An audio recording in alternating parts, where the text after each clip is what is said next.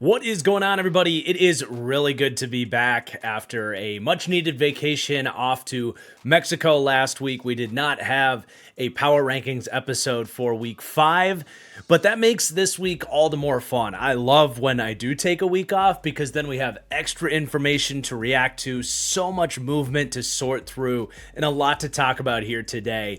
And the NFL as well is in a very interesting spot right now. It feels like it's wide open. There's some really bad teams at the bottom. There's a huge cluster of what feel like solid teams in the middle.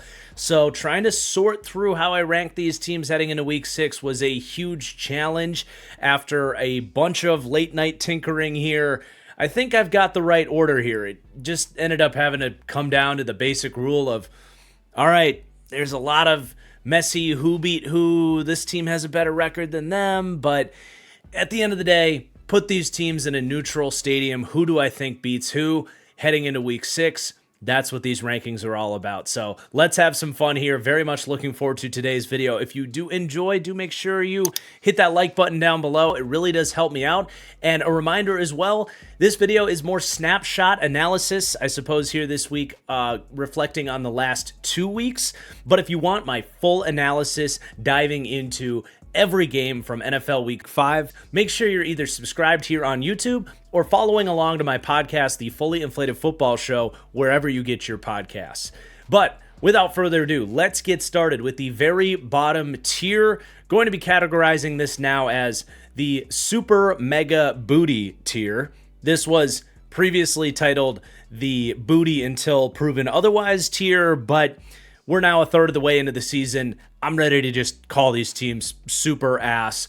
But actually a newfound team at the very bottom of the power rankings, and it's the Cincinnati Bengals, a team that is entirely lost since Joe Burrow got injured. 3 straight blowout defeats. This team has no answers for anything really on either side of the ball, despite Jake Browning's superhuman efforts to try and cover a double-digit point spread against Detroit. He dug this team into that huge hole to begin with. So I do see the Bengals here as we head into Week 6 as the NFL's worst team, sadly. Then the Tennessee Titans getting their first win this week in Arizona. It took a ridiculous series of unfortunate events for the Arizona Cardinals, but how about Cam Ward capitalizing on the opportunity to lead that comeback for the Titans? While things are not really turning around, I think, for Tennessee, it is at least good for Cam Ward to have that big moment, make a bunch of impressive throws to help lead that comeback, and just keep his head above water while he's surrounded by all the suck in Tennessee. I think if you're a Titans fan, you're still hoping your team kind of continues to lose games while you start to figure a few things out. And I will say it's good to see Calvin Ridley get involved in the second half of this game as well, because they need production from him in that offense. But I think best case scenario is still you figure yourself out, find some core building blocks for this roster, and still fire Brian Callahan and try to attract a legitimate high-end head coach candidate in this offseason. But then the New York Jets at number 30. Really no better way to describe the New York Jets this year, as the more things change, the more things stay the same. I still want to give Aaron Glenn the runway to start to fix some things here, but, you know, the penalties and the mistakes and the fumbles down in the red area, all of the things that have plagued the Jets for years and years and years, on top of just not having a quarterback or a defense, you know, those are kind of bad problems to have too. It's all bad for the Jets. They are the only team in the league without a win this season. But then staying inside MetLife Stadium for the New York Giants, who did win in Week 4 against the Chargers in a feel-good week, but just go entirely right back to being the New York Giants by going into New Orleans, fumbling the ball 3 times and having issues on defense yet again, and losing to the New Orleans Saints. So, pretty devastating week, frankly, for the Giants that maybe could have made their season a little bit interesting if they just beat the Saints, who do come in as now my number 28 team in these power rankings. While these other teams continue to sink, the Saints do at least feel like relatively well coached. They play hard every week, and most weeks they have been competitive outside of that trip to Seattle where the floodgates open pretty quickly. But even going back to week 4, they move the ball a little bit against the Bills, and they get their win here against the Giants. Spencer Rattler doesn't suck. They've got some playmakers, and they fight on defense. So I don't know that this team is ever going to climb out of the bottom tier, but at least they climbed out of being the worst team in the NFL. Then the Las Vegas Raiders. They have had such a disappointing run of 4 weeks since week 1 when they went into Foxborough and got the win. Geno Smith is just regressing like all the way back to early career Geno Smith. Really frustrating to see that when he looked pretty good inside this Raiders offense week 1. And this defense is really just Max Crosby or bust right now, and that can get you some plays, but the Raiders are not a good football team. In fact, they are a very bad football team right now. I've got them in the bottom tier.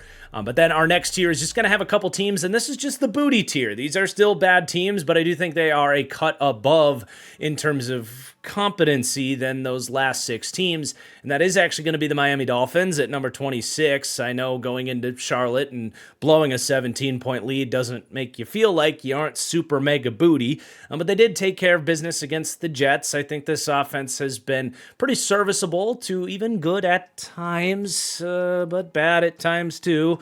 Tua has been very streaky this year in that sense, but they have, generally speaking, been a solid offense. I will say, like, finding Darren Waller has been really fun to see that comeback story. Of course, losing Tyreek Hill kind of evens that narrative out a little bit in terms of how good the Dolphins are.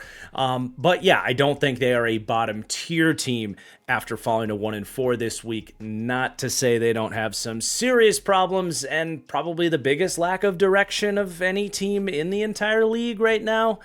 But then the Carolina Panthers are going to come in at number 25. Their team slogan is keep pounding. This team feels like they've been keep pounding in terms of like performing CPR on themselves. Just as soon as they feel dead, they kind of get a little electric spark and kind of reel you back in. That was this week again. It did feel like I said this in the weekly preview show that this was kind of a low-key, like, fork-in-the-roads moment type of week for Bryce Young. Like, can they beat the Dolphins at home and kind of keep their season alive, or are they going to continue to struggle and fall to 1-4 and really kind of make you feel like you're going to be moving on to a new quarterback next year? It's not to say that they won't be doing that with Bryce Young, but you're kind of wrapped back into, well, good comeback. You love T-Mac. Xavier Legette came back from the dead this week, and Bryce Young came back from the dead in the second half, made some excellent plays after he dug themselves into a hole in the first half of that game. And their defense, like, again, this week, settling back down in the second half was an impressive effort, I think, for the Panthers. So they are ultimately falling one spot in the power rankings because there's another team skyrocketing up, and that is the team that they lost to by a bazillion points in week 4 in New England. Is really the team jumping them here, but not a bad week 5 for the Panthers. But that's everybody in our bottom 2 tiers. Before we jump up to the Frisky tier, I want to thank the sponsor for today's video, Underdog Fantasy.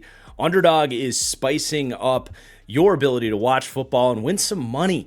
This Boost-tober here in October, you can get unlimited profit boosts to every pick'em entry you want to make on Underdog. That's big time. The way I like to utilize that is to take your favorite player stat options and flex them down a little bit.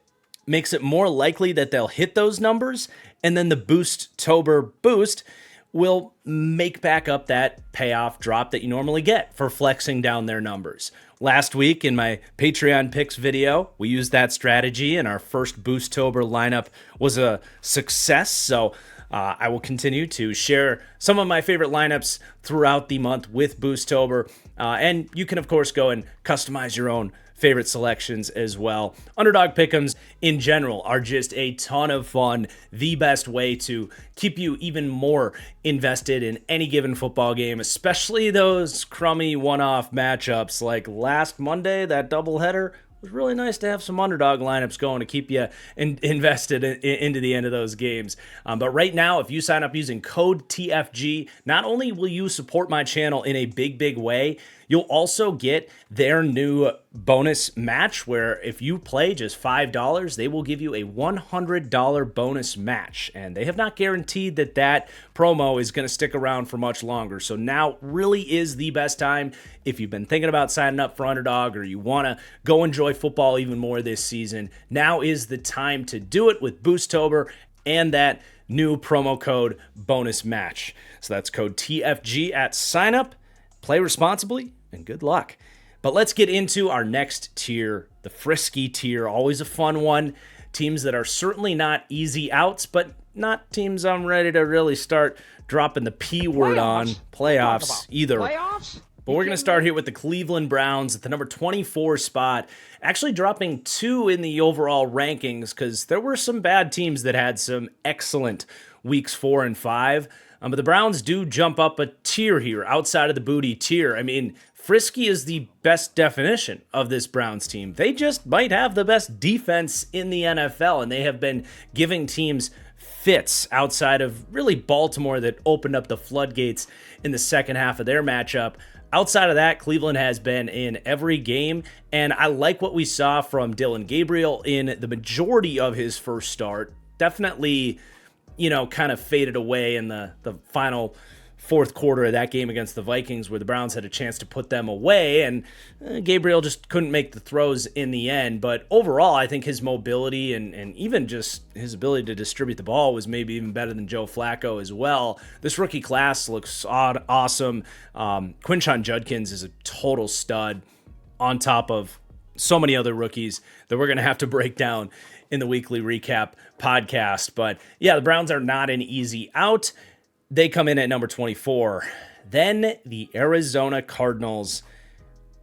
What do you do with this team, man? They are a couple of plays away from being a 5-0 football team. And I know you can kind of make that argument for a lot of teams, but it especially applies to the Arizona Cardinals that have lost 3 straight in a bunch of games that have had very poor management at the very end. And then this week especially, it's hard to even think about them as losing that game. They were so clearly the better football team than the Tennessee Titans. They were in a completely dominant position until just the most wild, unpredictable series of plays happened that lead to this loss. Kyler Murray takes an early snap off his helmet, which does lead to a fumble and the Titans getting the ball. But the concussion experts decided they needed to take a look at him because the ball hit him in the helmet so bad.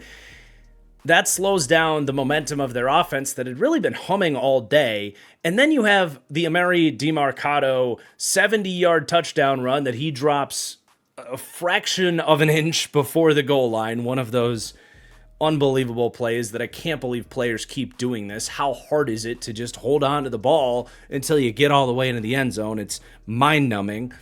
But an otherwise good play for the Cardinals that would have made this a 28-6 game with 12 minutes to play reinvites the Titans back into the game. And then they get a game-winning interception up, 9 points with like 4 minutes to go. But the guy trips, fumbles the ball. The Cardinals, like 3 different Cardinals, fail to fall on it. It rolls back into their own end zone, and the Titans recover it for a touchdown. I tweeted this out, but I genuinely think this was the craziest, wildest, most batshit, unpredictable collapse of any team in maybe NFL history, arguably just regular season history. I would love to hear from you guys in the comments what other games you think even compete with how just ridiculous that week 5 loss was against the Tennessee Titans. But at the same time, they also hurt themselves late in this game. I mentioned they've now had 3 straight weeks of shooting themselves in the foot with bad management from the coaching staff late in games. And when they have a chance to still run out the clock and put this bad Titans team away, they go run, 3rd and 8, run, when you're down to your 3rd and 4th string running backs. Like, what the hell type of conservative nonsense is that? You're just asking to lose the game at that point. So I don't know if there is a word in the English dictionary that can perfectly capture the defeat, the frustration, the devastation that Cardinals fans are feeling this week, but it is all of it combined. And I do worry that this is going to be kind of a fork in the roads more moment for the Cardinals that, again, I don't think this is a truly bad football team. They clearly have some culture and coaching issues. Their inability to finish these games late is embarrassing at this point. But I do really wonder how much this is going to kind of destroy the team morale and how they can respond from this. I still don't think the Cardinals season is over. I think Kyler showed some good stuff with his arm, and Marv had his confidence back in the first half of this game. There's still a world for the Cardinals to navigate through this, but they're going to have to dig deep and turn this thing around. And I don't know that they have the right coach, frankly, to lead them through this. We'll see what happens. But then at number 22, the Chicago Bears. So they were on bye for week 5. Week 4, they escaped against the Raiders with a blocked field goal. So, honestly, I don't feel too different about the Bears than we did in the last week 4 power rankings.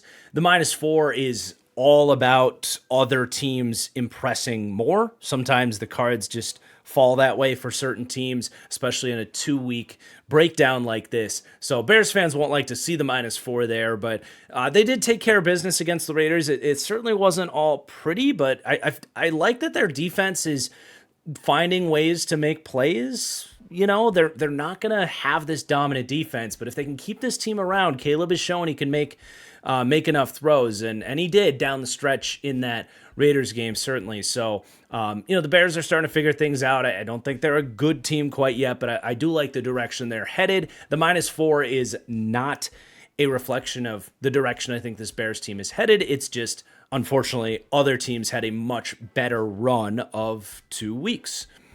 And then the Atlanta Falcons at number 21, who also were on bye, but dominated the Washington Commanders in week 4. An epic bounce back from their loss to the Panthers. This NFC South is kind of hard to sort through right now because the Falcons and Panthers especially have been pretty week to week this year, but you have to like what you saw from Michael Penix against the Commanders. That was an epic performance, frankly.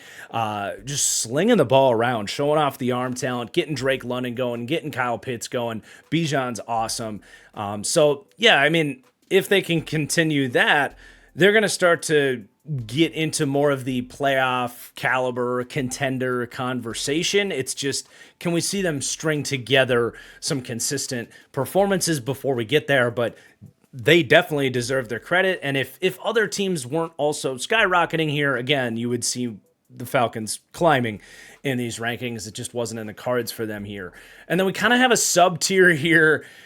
3 teams that are just injured to all hell. And where they go from here on out is just going to come down to how they can get these guys back and how soon that happens. But the Baltimore Ravens at number 20, dude, you can make a case right now they're bottom 3 or 4 team in the league. They just can't compete right now. They don't have any of their starters out there. They're down to their backup quarterback for another week, it seems. Obviously, when Lamar comes back, they're going to have to jump back up. So kind of a convenient place to just drop them for the week into this gray-coated, injured to all hell tier. But they're going to have to dig deep. They play the Rams on Sunday. They're going to be big underdogs in that one with Cooper Rush, as they should be. If they fall to 1-5, you're talking about them essentially every game is almost a playoff game moving forward. They, to me, heading into the season, felt like they should be one of the best teams in the league. They're going to have to get back to that very quickly if they don't want this to be a lost season. They will be one of the more fascinating teams to follow, though, here. And some of these are season-ending things, too. Like Madubuike being out, he's their best pass rusher. That's a huge loss. So even if they get some of these guys back healthy, it's hard to imagine them skyrocketing back into the top tier like we had them heading into the season. But then the Minnesota Vikings, they go 1-1 on their Euro trip. I think that's pretty good. Going, with Carson Wentz in there, and not just Carson Wentz. For me, it's much more about the O-line injuries, the defensive injuries. This team just isn't at full force right now, but the reinforcements seem to be on the horizon here, at least with the defense. what's going to be fascinating, of course, for the Vikings is the quarterback situation and what they want to do with J.J. McCarthy. I feel like Carson Wentz has played pretty solid football for them, but, they're going to have to find that balance of, like, who do we think is better for us right now? Do we need to kind of forget about the right now Vikings and get J.J. McCarthy these snaps? Does that hurt them right now? Does he turn a corner with like an Addison back and the offensive line hopefully playing better? That's going to be a huge story to follow for the Vikings, who are 3-2 and certainly not out of it at this point in time.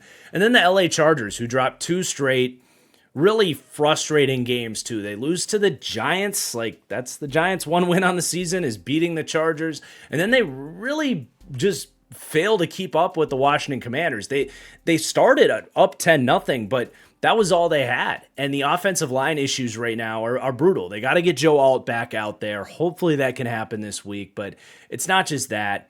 Amari and Hampton goes down. That's now both their starting running backs. I will admit I'm excited to see what Kamani Vidal has to offer, but they're just playing with fire right now, man. Like it doesn't feel like they can really hold up at the line of scrimmage. They're losing a lot of that physical aspect with those 2 running backs going down.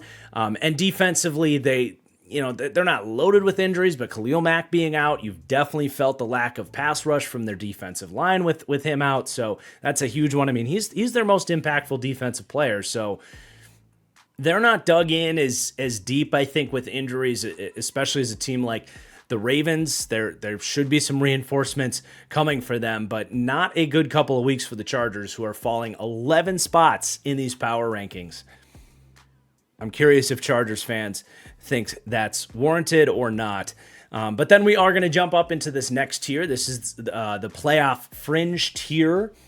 Pretty self-explanatory, but teams that are either trending towards being playoff teams or an issue or two away from looking like playoff teams. But the Pittsburgh Steelers at number 17. Again, another team that my opinion hasn't really changed on them, as they did have the week 5 bye week. But just getting passed up by some other teams that had a crazy impressive stretch of 2 weeks. But they did get the win against the Vikings in the Dublin game. Really fun to see DK Metcalf go off like that. Kenneth Gainwell stepping up in that game in a big way too. But yeah, the pass rush definitely made their presence felt against Carson Wentz and that beat-up Vikings offensive line. So the Steelers, definitely the benefit of their division falling apart right now with injuries and the Browns being the Browns. So they're in a good spot to win this AFC North if they can keep things up. Does that make them a super potent playoff team when they have inconsistencies on offense and honestly some holes on the defense, especially in terms of their intermediate pass defense, I think. Linebackers and safeties. But they're definitely a very solid playoff fringe type of team. But then the Dallas Cowboys at number 16, really impressed by them the last couple of weeks. And it's Dak Prescott, man. Let's call it what it is. CeeDee Lamb goes down and he bounces back and is on an absolute heater.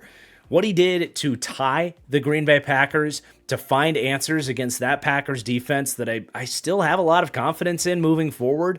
It's not like he had it easy. He was under pressure all day long. He had to put the ball in really tight spots with defenders in his face. He had to extend plays to make stuff happen. That throw to Jalen Tolbert at the end of the game was unbelievable. And then you look at him tearing up the Jets this week as well with an offensive line that was down 4 out of 5 starters and no CeeDee Lamb. I mean, the Cowboys right now are a reminder of what great quarterback play can do for a team. And Dak Prescott's playing like a top 5 quarterback right now. He's an absolute MVP candidate. If he keeps this up, if he can get Dallas even into the wild card consideration, you got to just tip your cap and acknowledge how great Dak Prescott's playing right now. And I think Brian Schottenheimer's doing a really good job with this offense too. Javonte Williams has been one of the surprise comeback players of the year, frankly. So that's been huge for the run game too. But yeah, Dallas has been impressive, and obviously their defense is not one to trust right now, and that's why they're finding themselves smack dab in the middle of the league with a great offense and a bad defense. But that quarterback play really does matter. Plus 7 spots for Dallas this week. And then it was a great pair of weeks for Texas football teams because the Houston Texans Are they back, or have they just played really bad football teams? They blow out the Tennessee Titans. They shut them out with that incredible Texans defense. And then they just embarrass the Baltimore Ravens in their own house. They get out to an early lead and never look back. I really liked the Texans coming into the year. Obviously, those offensive line woes early in the season were detrimental to this entire football team. And it's not like they're going against the best pass rushes in the league here with Tennessee and Baltimore, but they also played some awesome pass rushes early in the season too. So if the offensive line or the scheme here if they've found some answers as it relates to that, with CJ Stroud starting to settle in and play much better here, that would go a long way to supporting what I think is one of the best defenses in the league that could maybe only get better as the season goes on. So I'm very encouraged by the Texans. Just want to see them really beat more potent football teams, because I don't look at the Titans and Ravens as these overly impressive wins right now with where the Ravens are at with all those injuries. But good couple of weeks nonetheless. And then the Seattle Seahawks, the last couple of weeks happen and the Seahawks stay exactly put where they are. They go 1-1 and they stay in the 14 spot, which is a spot that I do think makes sense for them. I'm pretty discouraged by how their defense played against Tampa this week, frankly. I know they're missing some guys in the secondary, but I expect more from their defensive line, frankly, especially against a beat-up Bucs O-line. Watching that Seahawks defense, I was like, man, I know they have a bunch of dudes, but I would either like to see Mike McDonald find a way to get after the quarterback via the scheme, or wish you felt like they had one game-wrecking player up front. Leonard Williams hasn't really been that guy this year. Byron Murphy's tried to take those steps, but none of those guys are at that premium level, and you just feel it watching this defense. Love what Sam Darnold's doing. Love what Jackson Smith and Jigba's doing. They run the ball. This is a very balanced football team on the fringe of being a playoff contender. Then the New England Patriots at number 13 here. I don't know that we've had a larger riser from one episode to the next in a power ranking series here. Obviously, having 2 weeks to prove themselves goes a long way here, but there's no team that had a better couple weeks than the New England Patriots, man. They slaughter the Carolina Panthers in Foxborough, and then they go to Buffalo and get the biggest win New England has had since Tom Brady left. That should be fair to say, right? I mean, Drake May, just a complete statement performance, really out-dueling Josh Allen, outplaying him on the big stage. Obviously not saying Drake May's better than Josh Allen, but he was on Sunday night, and that was enough to get them the win, man. He was fantastic. Stephon Diggs has been everything they could have prayed for with him coming off the ACL injury at his age, providing leadership to that offense. So the offense is figuring things out, and defensively, they're really starting to feel like a Mike Vrabel coach defense too, and that's just, well, I can't say it's just as big as Drake May looking like a franchise quarterback, because that's the biggest thing any team can hope to achieve, but it's a damn big deal that the Mike Vrabel coaching aspect is being felt here, and things are coming together with all three levels of this defense. So just the biggest of rises for New England. They have graduated from being this interesting new look team with a statement win in Buffalo. The Patriots have opened up the opportunity for them to compete in the AFC East after going into Buffalo and winning. That goes without saying. I still think Buffalo should be favored in that conversation, but New England put themselves on the map, and if not for the AFC East, certainly in the AFC wildcard conversation, it's going to be a team to keep an eye on. They're very good at this point on both sides of the ball, in my opinion. But then we will jump up to the teams that I think are genuine playoff caliber teams, and that starts with the San Francisco 49ers. And this is not going to be the meteoric rise that I think so many Niners fans are going to hope to see after they did go into SoFi Stadium and win a home game against the Rams. A lot of red in that stadium. Let's call it what it is. But obviously they take first place in the NFC West, and that was a statement night by Kyle Shanahan, reminding us of his genius as a play caller, of Robert Saleh, showing us that this defense is not going to bend over even without Nick Bosa, and Mac Jones looking like the best backup in the league and potential long-term starter for the Niners, depending on how healthy Brock Purdy can get. So, like, there was a lot of good this week, and the Niners are jumping up into this playoff caliber tier, proving that they can overcome so many of these injuries that I was even more so worried about in our last Power Rankings episode. But they did also lose that game in San Francisco to the Jags in Week 4. That's factored in here, but the Jags are a good team. At the end of the day, this is just a very tough team to rank right now. I'm still really worried about these injuries.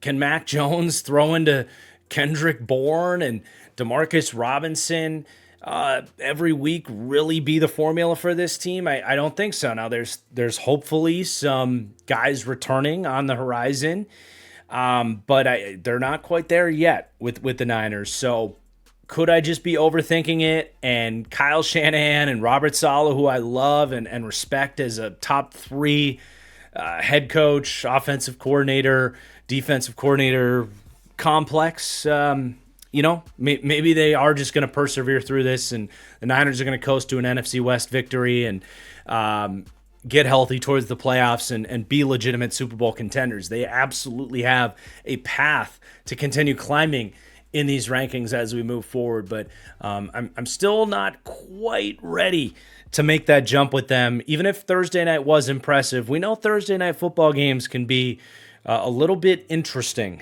and they definitely came out the more motivated, fired up team and deserve credit for that win. But again, just not quite there with the Niners as like a top 6 or 7 Super Bowl contender, but definitely a playoff caliber team, very balanced on both sides of the ball and extremely well coached. That goes without saying. But then the Washington Commanders at number 11, actually dropping down a spot here, but really an impressive win against the Chargers, getting Jaden Daniels back.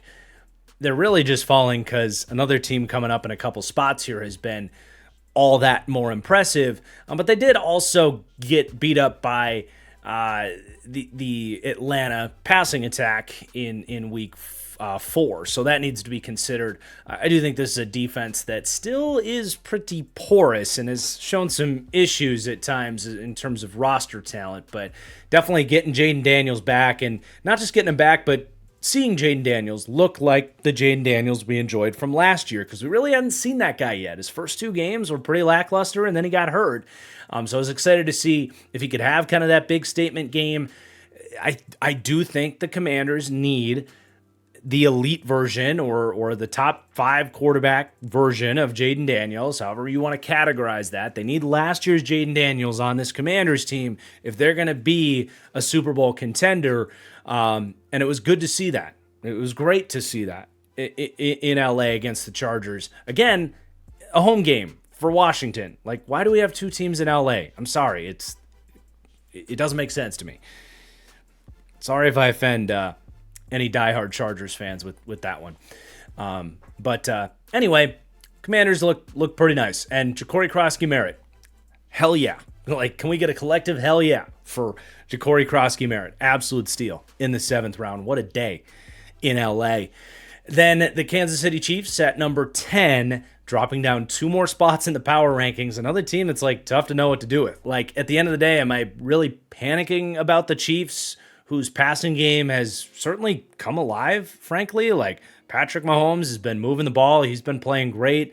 Xavier Worthy still has to get like fully healthy. He's just really good when he's able to move out there and find the football. But he continues to battle through stuff. He left the game temporarily, came back in, so he should be okay. But it's definitely been a big deal with him returning to the lineup. And Rashee Rice's return is just around the horizon too. So like, I'm definitely not panicking about the Chiefs, but they fall to 2-3. You got to look back on that Ravens win in Week 4 and legitimately ask, like, how impressive was that victory? I still think this defense has had their issues, even though Spags is an absolute genius. Their pass rush, especially to me, still feels very Chris Jones or bust. So that's not an ideal place to live. But still a top 10 ranking for the Chiefs as a 2-3 football team. I think that still shows a lot of respect for them. And gun to my head, I would say this is probably going to be the low point in their season. I think they're going to be just fine. But then the Jacksonville Jaguars earning this number 9 spot with a statement victory over the Kansas City Chiefs as they climbed to 4-1. And man, if they didn't blow it at the end in Cincinnati, this is an undefeated Jags team. This has been, in my opinion, the most fascinating, standout, fun team to monitor this season. They've hit so many green lights with this team. The defense especially has been really impressive, but Liam Cohen and this run game have been fantastic. And then Trevor Lawrence settling in and having one of the bigger statement nights of his career, frankly, getting that Monday night win against the Chiefs. And he's and the passing game as well on top of Trevor Lawrence, like starting to get Travis Hunter going. Like the questions with their passing game has been the last thing missing from what we saw from the Jags in the first month of the season. So to see that wake up in the biggest of spots against the Steve Spagnuolo defense, I'm like really interested to see where this goes for the Jags. They have a ton of potential with this team, with the way they're playing right now, and lots and lots of credit to go around. I'm tentatively committing to doing a video on the Jacksonville Jaguars this week, if I have time to do it. If nothing else, we're going to have a very fun conversation about them on the Fully Inflated Football podcast this week. But yeah, a lot of credit to go around and just a massive boost for the Jaguars here that find themselves in the top 10. And if they keep winning games like this, they're going to be in the mix in the AFC to go the distance, because the AFC is kind of in shambles right now. But then the Tampa Bay Bucks at number 8, they climbed to 4-1 with another super impressive win. Their only loss on the season was against the Eagles. But the fact that they're enduring all these injuries and still winning, it's a total testament to how well Baker Mayfield is playing. Nothing short of an MVP candidate. Emeka Egbuka, who, look, I liked Emeka Egbuka. I thought he was a super high floor player worthy of spending a first round pick on. I didn't see him stepping into the league and looking like a legit number 1 field stretching weapon out the gate. Like, that's been incredible for them. And I think Josh Grizzard is doing a great job as the offensive coordinator here. This is going to be another year where the Bucs lose their offensive coordinator to get a head coaching job. Man, I don't know, but they're impressing in terms of those aspects of this passing game. But overall, I don't even know how the Bucs keep doing it, man. I tweeted this out. This team's season feels like a John Wick movie. They're bleeding out. They got broken bones on every limb. You know, the metaphor there is every position group on this team essentially is dealing with injuries. But they're still finding ways. Baker Mayfield's play style right now is very John Wick-esque, where he's getting bumped around and having to scramble and make throws getting hit. Fighting for yards as a scrambler. That's the best way I can describe the Tampa Bay Bucs. But hey, if you're the NFL's version of John Wick, you're a problem. So they find themselves as a top 8 team, and if they can get some guys back healthy and just settle down a little bit and feel a little bit more of a stable football team, they can absolutely climb into the Super Bowl contenders tier. But like I still think they have some issues on this team. Like, their run defense hasn't been great, their pass rush hasn't been great. And even though they're finding plays offensively, they have to really squint to find them at times. So they're not perfect, but they are a 4-1 team with some really impressive aspects about them. But I got the Colts here at number 7, the last team in our playoff caliber tier. More of the same for them as they destroy the Las Vegas Raiders this week. Really with them, though, it's more about going back to them going into LA and almost beating the Rams. If not for some stupid mistakes from Adonai Mitchell, they do win that game. And Daniel Jones continues to play well. The defense, getting some of these guys back, like Shavarius Ward and Latu back, has been big for them. Jonathan Taylor and this run game is fantastic. These playmakers, the Colts really just have it all going on. It's hard to see them as anything short of a playoff caliber team. Still not ready to crown a Daniel Jones-led team as a Super Bowl contender, which is their next tier, but they are as close as anybody else rounding out that playoff caliber tier. But let's go to my Super Bowl contenders. I'm going to stand by the LA Rams at least for another week. It's another one of those teams that, look, they're 2 plays away from being 5-0. And it's not like their losses are against bad teams, the Niners and the Eagles. But if Kyron Williams doesn't cough up the ball at the 1 yard line, if they don't have a pair of blocked field goals against the Eagles, like they're right there. You can nitpick wins and losses all you want. I still watch the Rams and think they're a really freaking good football team that can beat anybody any given Sunday, making them a legitimate Super Bowl contender. I think this defense is outstanding, even if Kyle Shanahan and Mac Jones found the perfect game plan to exploit it this week. I still believe in that pass rush and Chris Shula as a coordinator. And I still watch this offense and think they got it going on, man. I mean, Matthew Stafford's playing at a super high level. Puka looks like the best receiver in football this year.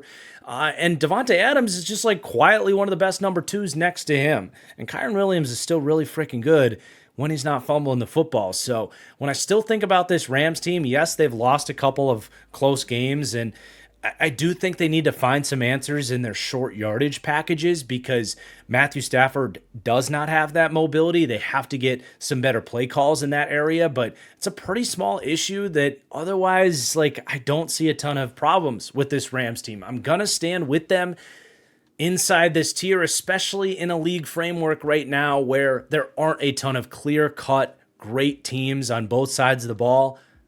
I still see that with this Rams team, and we'll see how that ages. But that's kind of the beauty of these power rankings, is not just focusing on records. And yes, the Niners beat them this week. I still think the Rams are the better football team as we look forward.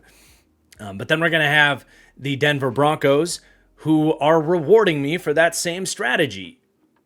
They were a 1-2 football team in our last power rankings. I still defended the tape on them, kept them higher than I think most people would have had Denver coming out of week 4. And now after a super impressive pair of weeks, they now find themselves inside the top 5.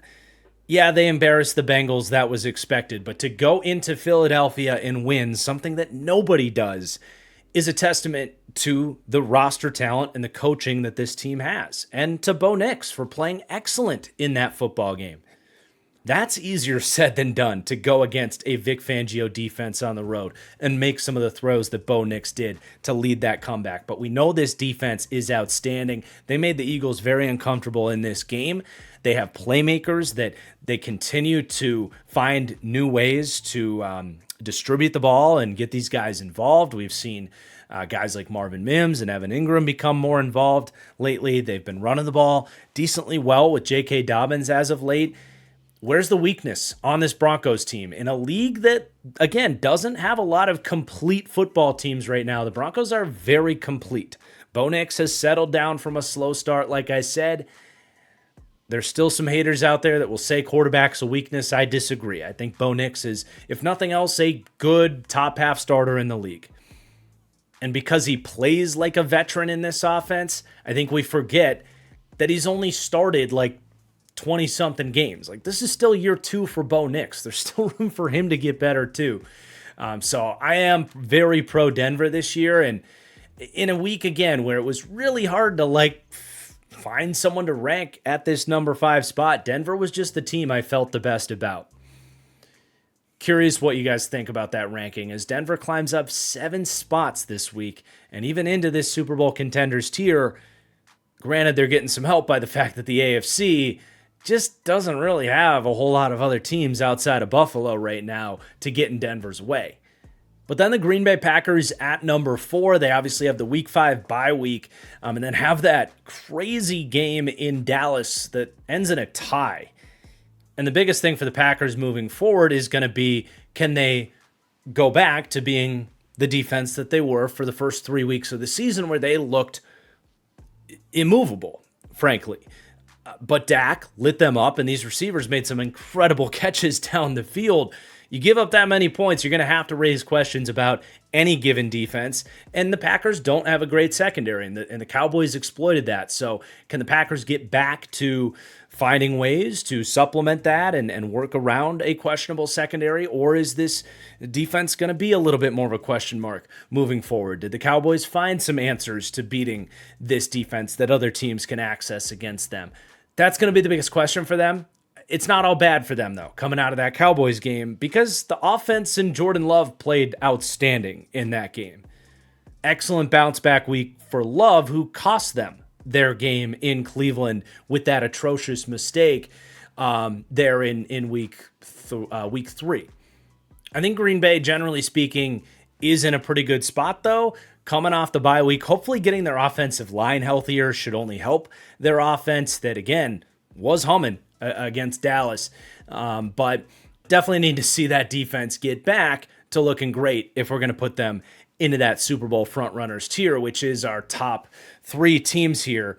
So let's break these guys down. We got Buffalo at number 3. Yes, they lose to the Patriots, but I don't feel really any different about the Bills. It's hard not to, especially as someone that's super low already on Sean McDermott and the Bills' defensive upside.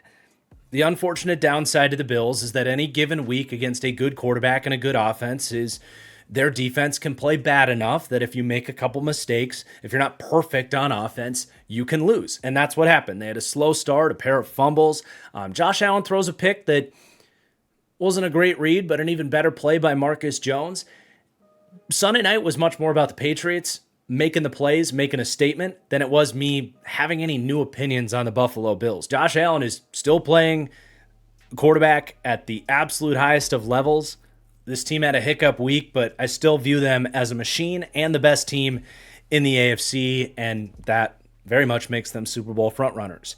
Then the Philadelphia Eagles at number 2. They are going to fall down a spot as the Detroit Lions take the number 1 spot.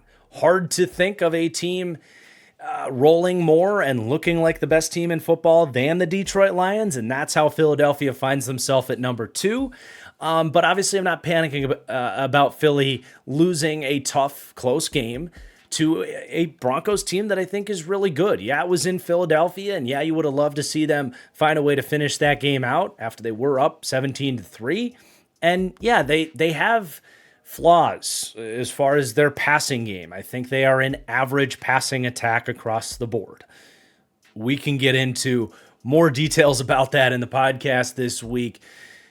Obviously, Jalen Hurts has become quite the talking point here in Philadelphia, but I certainly don't think the play calling is without blame either, with Kevin Patullo as the new offensive coordinator there. And the Eagles also haven't had that crazy dynamic, explosive run game that they had last year. So the offense is just taking a tick down. Their margin for error is just a little bit thinner than it maybe was on that Super Bowl run last year. But still a very challenging team to beat. I think that goes without saying, and I'm not panicking about Philadelphia. But yes, Detroit taking the number 1 spot here. Talk about a machine of an offense, man. Forget week 1. Like, this team is right back to everything we loved about them. This feels like a Ben Johnson coached offense. I think John Morton's doing a brilliant job pushing the right buttons at the right time, finding that run-pass balance, marrying the run and the pass, all of that good stuff. And defensively, I think they're going to be okay, man. I mean, Lee McNeil should be back soon. They've got some guys beat up in the secondary. Like, I think that's their weakness is the secondary. Arnold's still a question mark to me. Amik Robertson had some rough moments in this one, but it's not a horrible secondary either.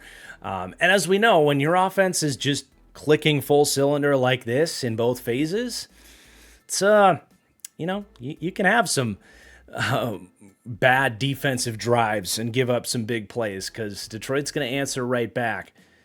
We praised so many aspects of this team after that win against the Ravens in Baltimore, back when the Ravens did have more of their players and were more of a potent team, I believe.